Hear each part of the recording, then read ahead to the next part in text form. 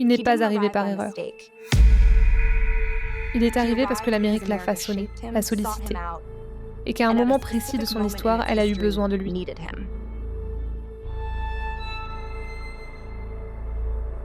Il n'est pas un accident de l'histoire. Il est une production nationale. Un pur produit américain.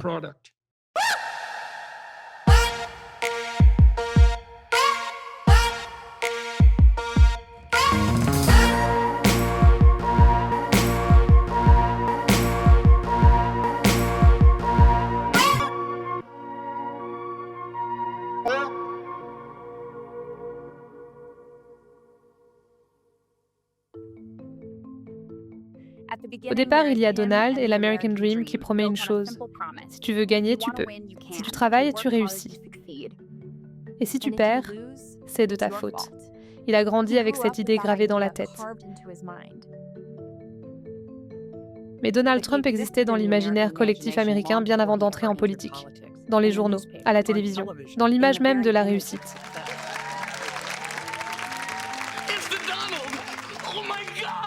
Dans son monde, il n'y a que deux camps, les gagnants et les autres. Très tôt, il choisit son camp. Il incarne dès ses débuts quelque chose de plus grand que lui. La promesse qu'un homme peut forcer le monde à le regarder. À ce stade, Trump n'est ni président ni candidat. C'est une force, une manière d'occuper l'espace.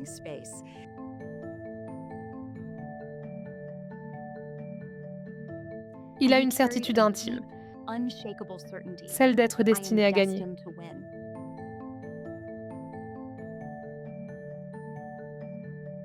C'est cette certitude, plus que ses idées, qui va le propulser.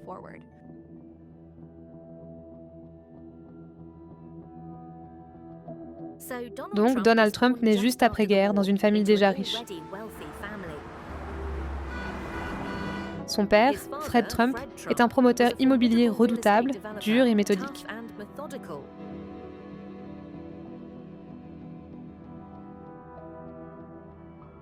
Un homme pour qui le monde se divise en deux catégories. Ceux qui dominent et ceux qui obéissent.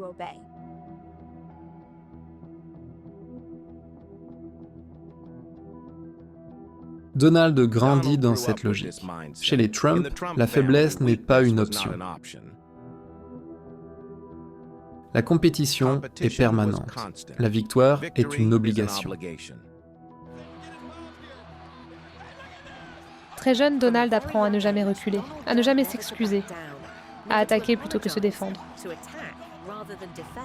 Il est envoyé dans une académie militaire, où il renforcera sa discipline, son rapport à la hiérarchie et bien évidemment aussi celui à la confrontation. Le rêve américain, pour lui, n'est pas une idée abstraite. C'est un champ de bataille. Dans les années 70 et 80, Donald Trump entre en scène. Il ne se contente pas de faire de l'immobilier. Il en fait un spectacle.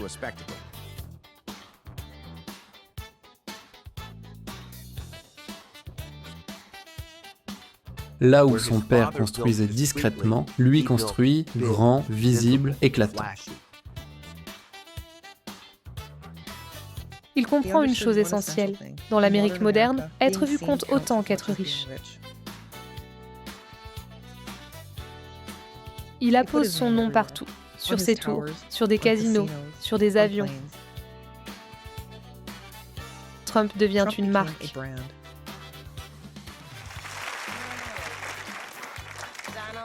Peu importe les succès, peu importe les échecs. Ce qui compte, c'est que le nom Trump reste gravé dans l'inconscient des gens.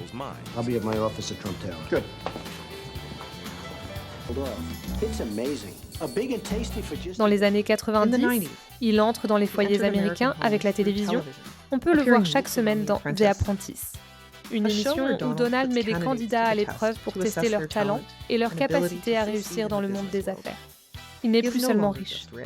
Il est l'homme qui décide qui mérite de gagner. Quand viennent les faillites, il ne disparaît pas.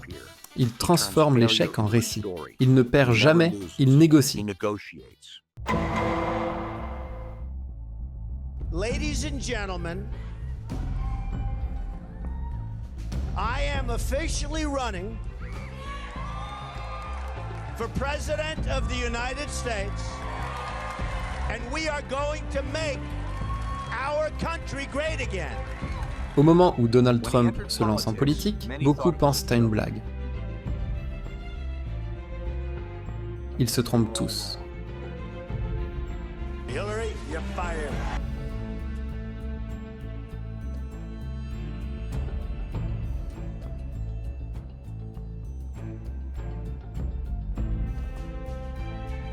Il ne joue pas selon les règles conventionnelles.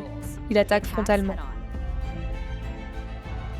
Il désigne des ennemis, les médias, les élites, l'État profond. Une fois élu, il gouverne comme il a toujours vécu, en état de confrontation permanente.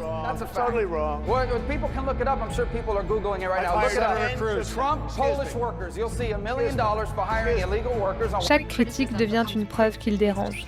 Chaque attaque contre lui confirme son récit. Le monde est contre lui, donc il a raison. Vous n'avez pas les cartes en main. Je ne joue pas aux cartes. Vous êtes en train de jouer. Vous pariez avec la vie des gens. Vous pariez avec la Troisième Guerre mondiale. Et ce que vous faites est irrespectueux. Il ne cherche pas le consensus. Il cherche la domination symbolique. Trump ne veut pas être aimé par tous. Il veut être suivi.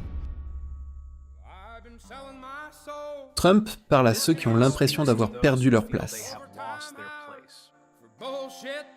Les ouvriers, la classe moyenne et tous les Américains invisibilisés.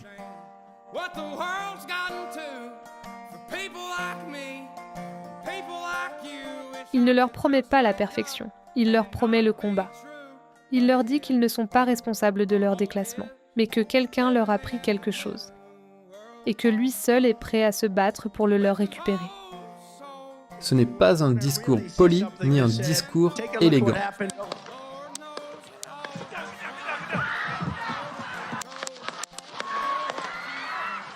Mais c'est un discours authentique, vrai, loin de la démagogie de ses opposants.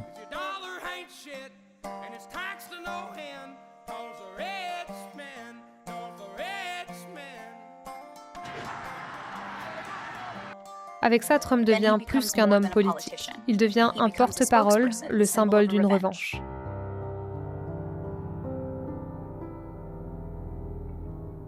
Donald Trump a gagné, mais il a aussi déjà perdu.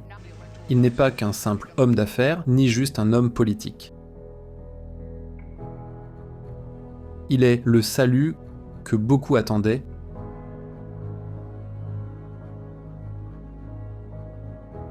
Une vraie évolution de la société. Il a changé la manière de parler politique, la manière de s'adresser au peuple.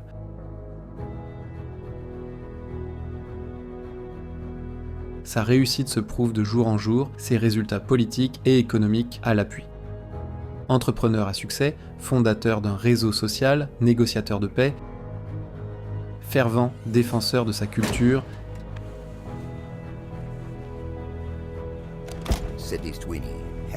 et de l'Occident.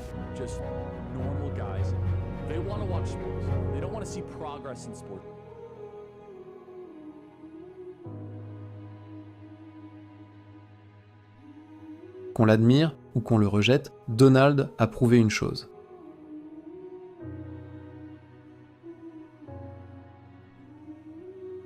Le rêve américain n'est pas mort. Il se réinvente. Parfois sous des formes dérangeantes, parfois sous un nom. Et ce nom, pour une époque entière, c'est Donald Trump.